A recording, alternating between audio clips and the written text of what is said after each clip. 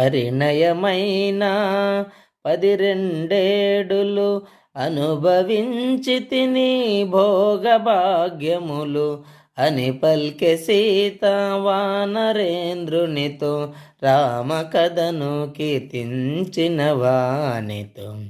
రావణుడొసగిన ఏడాది గడువు 2 నెలలలో ఇక తీరిపోవు. రాముడు నన్ను కాపాడునని వేచి వేచి వేసారిపోతిని. అసురులు నన్ను చంపకముందే నాకై నేను పోనించి తిని అని పల్కె సీత వానరేంద్రునితో రామకథను కీర్తించిన వానితో.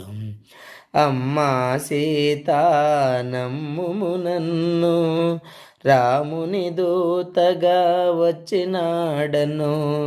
రామలక్ష్మణులు క్షేమమన్నారు, నీ క్షేమమరసి రమ్మన్నారు. రాముడు నీకు దీవెనలంపే, సౌమిత్రి నీకు వందనములెడే అని హనుమంతుడు సీతతో పలికే. అంజలి ఘటించి ముందుకు జరిగే.